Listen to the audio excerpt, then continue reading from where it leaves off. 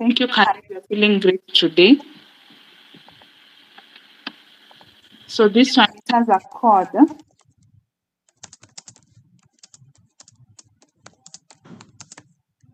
So you can use the code that is there to respond to it. If it's not a code, I'm also sending a link where you can just respond. It's anonymous, so it will not hit your day. Thank you very much. Caleb is feeling great. So you can use that link to respond to that question. So it's anonymous. It's anonymous. You can either use the code that is there on Menti. It's called Mentimeter, Menti.com. You can use the code so that you can give the responses. Or you can use the link. That one thing that you did when you're a teen that gives you goosebumps up to now. So the responses will be shown.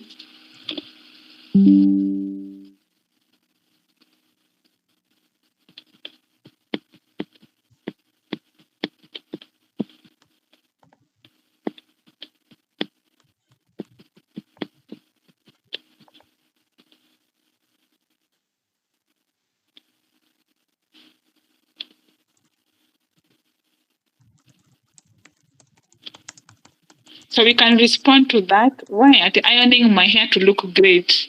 Okay. Sneaking from school. Why? Okay.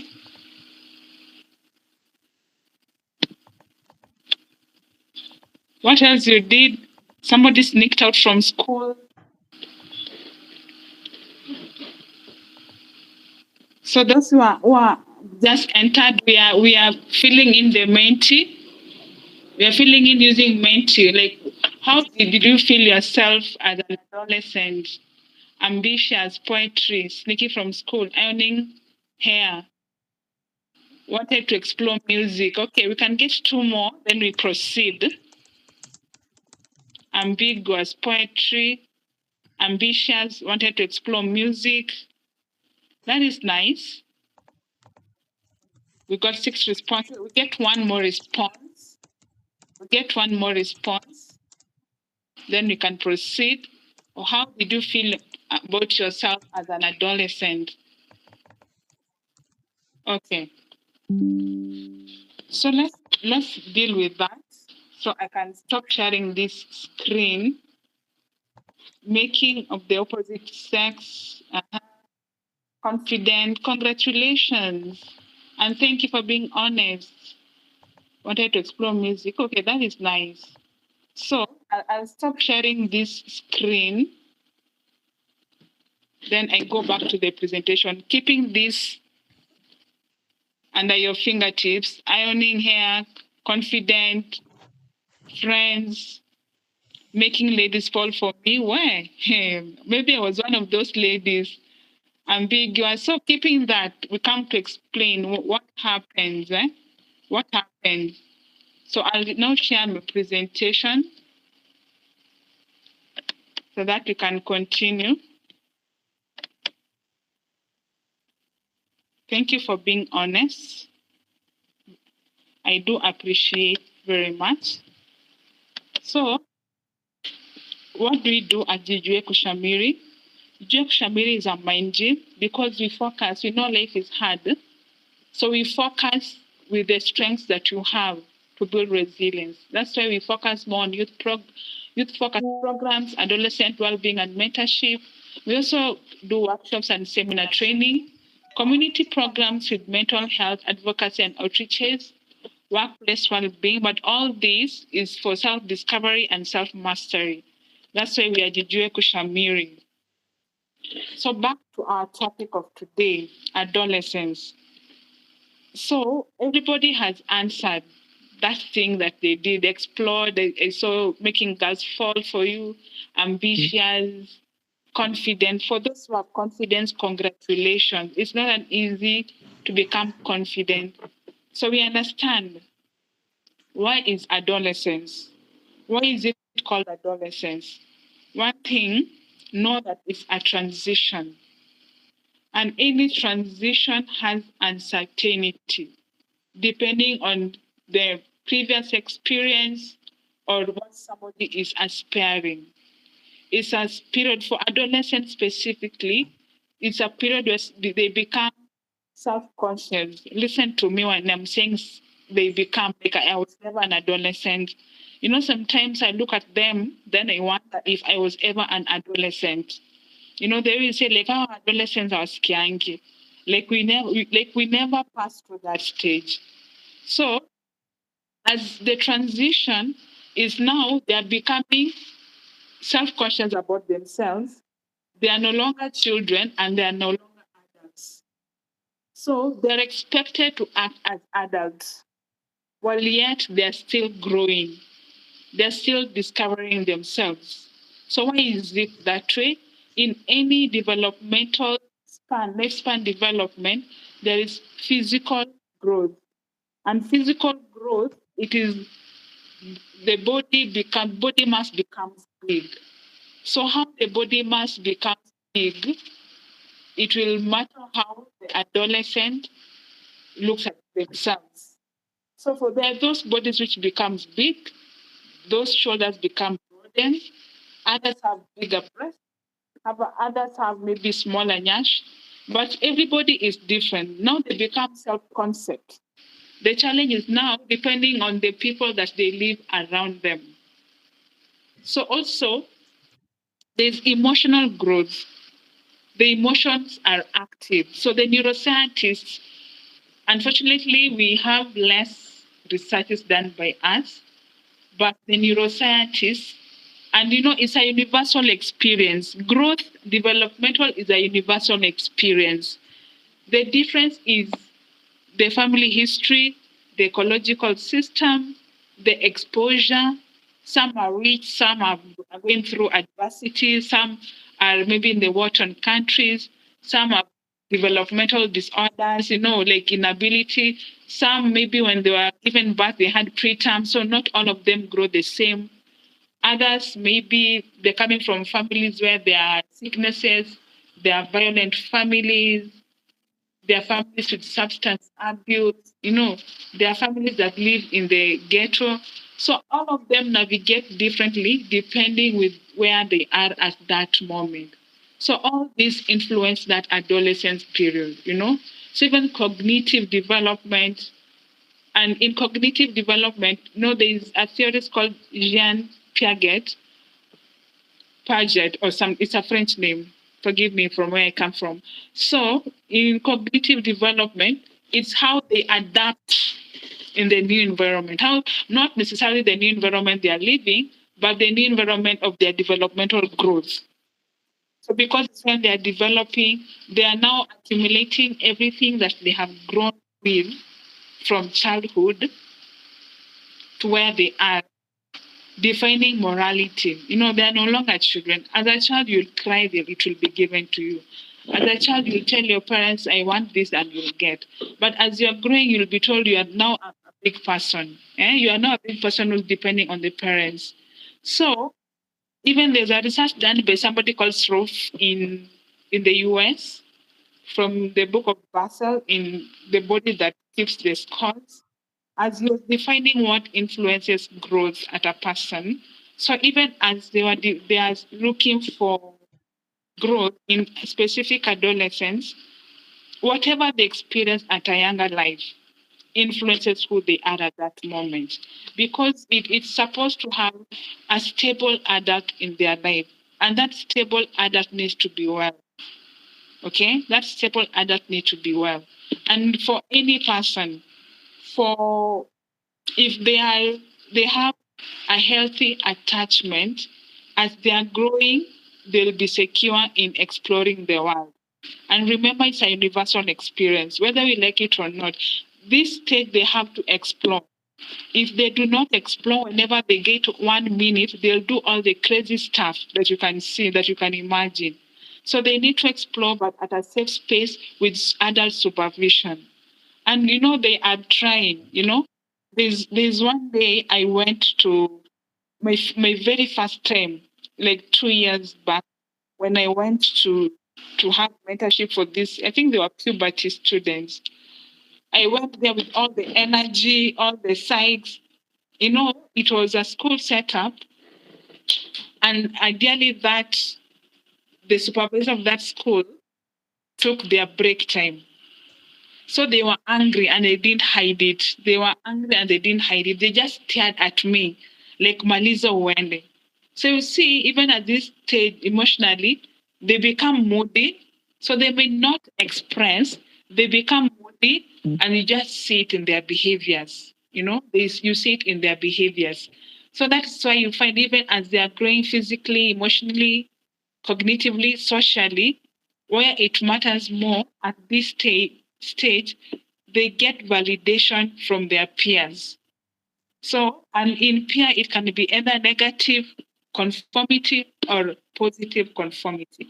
And remember, depending with the previous experiences, depending on what they are at that point. So, whenever they have a stable adult in them, they can do things with supervision, but they can be guided.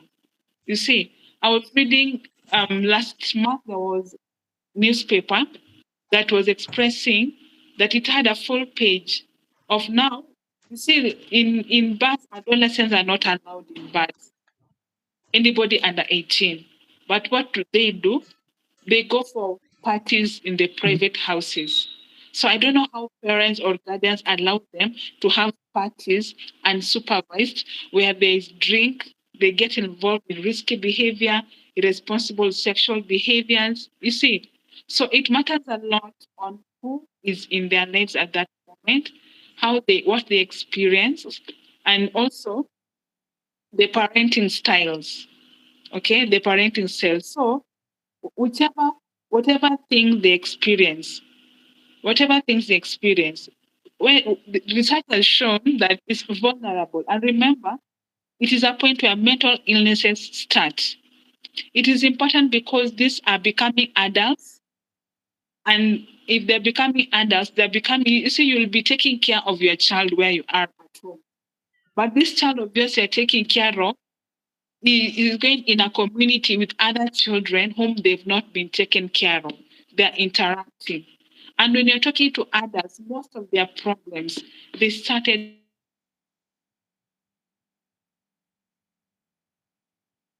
in teenagehood. When parents, that is the pain, the parent pain, the rejection pain, the anger pain. Most of them, you start looking around, it start developing in adolescence. If it's substance abuse or addicted, they'll start at adolescence. How? Some will say it was peer influence. Some will say that they just wanted to try out. And remember, it's an exploration where they are now defining their identity. And before, just like the way we are, before you get a career, you have to look where you feel you are fit, where you feel you're getting a fulfillment. So the same way before they get to have they have achieved their identity, they try out so many things, they explore so many things, they become self-aware of who they are. The challenge is sometimes when they become aware of who they are, sometimes it's a negative self-concept. So they start building the negativity from where they are. Long term there was a debate of psychology of nature relationship. They were always arguing that nature is how they are bringing, and it involves around the attachment, the environment, the families. So they was complaining that it's where that is what influences a person. And there was also nature where they're saying it's biology and the genes that influencing a person. But recently, it's like they've come to an agreement that it is a playing of both nature and nature, because the genes might be okay. Okay, the genes might be healthy genes, but the environment where the teen is, where the adolescent is growing, can be a risk factor of developing mental illness. So why identity is important? Because it's where now they form their values, they become committed to who they are, they form priority. And when there is a healthy attachment, they'll be secure, from the research that was done by Bowlby is the one who discovered the attachment theory. If the child had secure attachment with the caregivers, and remember it brings naturalness, they'll be secure to explore the world in a safe space. They'll be feeling free. But if there's insecure attachment, it comes to the negative emotions of being fearful, of being avoidant, of not wanting to do things because you are not able. And it grows with people pleasing tendencies and seeking validation. The challenge is when we come to peer pressure at this age, conforming to their peers becomes a major thing. If they have peers who are not accepting them, it will affect them so much. They'll develop negativity. It will be now a source. Remember, any negative emotion, it is a source of your mental well-being. So that's why it's critical. At this stage, why I love this stage is because it's when we are forming adults. These adults are going to mix with other people. They're going to be our leaders in charge. They're going to be our political leaders, our teachers, the bosses of our children. So if we take care of your child alone, as is growing atamit na huyo mwingine, and they'll also get married. So what kind of a relationship would you want your children to have? That is why it's very important. It's very important for that. So what is mental health in adolescence and why does it matter? So from mental health is looking from the WHO definition is a sense of psychological well-being, social well-being, emotional well-being. Okay, and all this it will influence our feelings, our thoughts, which will be seen by our behavior. Okay, which will be seen by our behavior. So the behavior defines if somebody is well or not well. And remember, sometimes mental health adolescents who've been growing in families who have mental health symptoms, if the parent had a mental health, that adolescent, by the time they're 19 or 18 years, they'll also develop a mental health symptom. Why is it? They become at risk. They become at risk. So in all the researches, all the adolescents, the major mental health illnesses in adolescents. And remember, a mental health is not a fact that will make you not achieve your potential.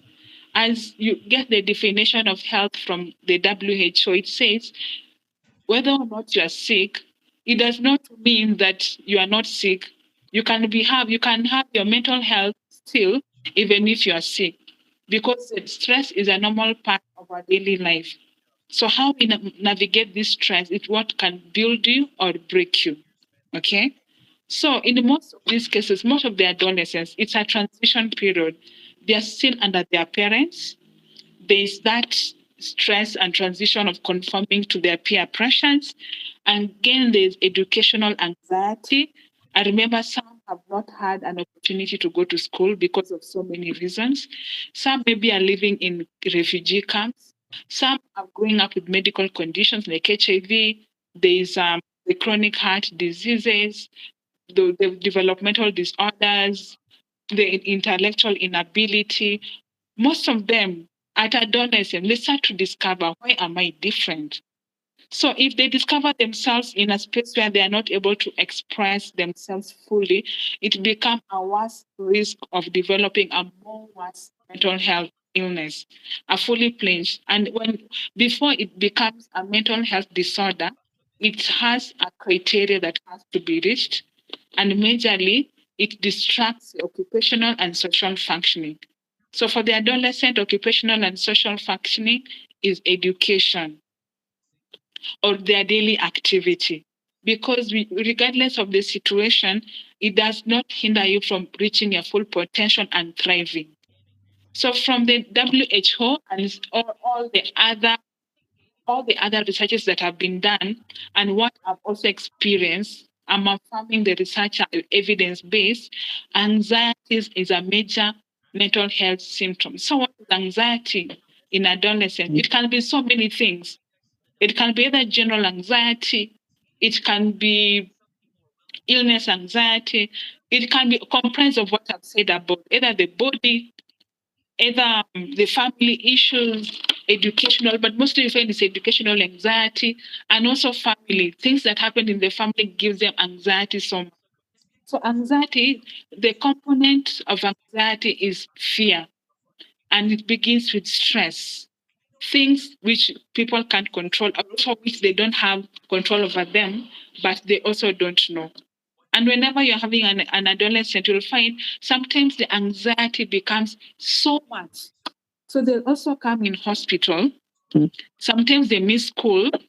They'll be brought in the hospital. Like, this child is only, they said anajifanya because they're coming with somatization, headaches, um, gastritis, leg pains. I've seen others who can't walk. Ideally, they get so, the fear becomes so much until they can't walk, their voices disappear. That is, it's reality that I've seen. I'm affirming the researches that have been done. So even if you do a screening for anxiety, you'll find anxiety is high and depression is high. So what do they do with that? So you'll find most of them have unhealthy coping mechanism. Unhealthy coping mechanism. So which all these things I've done, I've said before the adolescents, okay? And even the statistic says 1 out of 7 between 10 years to 19 years, because maturity stages have decreased from 10 years. In our ages, as a millennial, it was from 14 years. Now, puberty starts at 10 years. At 12 years, ladies are already menstruating. At 12 years, the boys are already broadening their shoulders. So you'll find with anxiety and depression, if they're not having a better way of coping or somebody to understand this is what they are happening, they'll develop self-harm behavior. What do I mean by that? Self-harm means others cut themselves to soothe their emotions. Remember, at this stage, the emotional brain is the one which is high. The emotions are high. That's why there's a moody reaction or moody presentation of an attitude, you know. So you'll find most of them engage in self-harm. I also came to realize that some do tattoo, because the pain is too much in them. So they do tattoos so that they can have a self-soothing mechanism. So you'll find even in these cases, some they have, maybe I've seen some who have epilepsy. So epilepsy also starts between 14 years, 18. Some they get diabetes at this age, so many things because it's also biological. Remember the nurture and nature.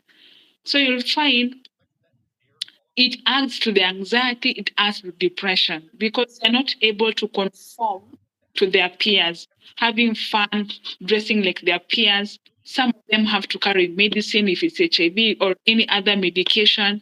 They have to spend so much time in the hospital. It ends up influencing their self conscious, how they view this self, how they become self aware of who they are, you know. So some go to substance abuse as a means of coping. And it's sad to say that when you get with these teens, when they are able to open up, they'll tell you yes. You see, they have said, from where, as a teen, what did you do?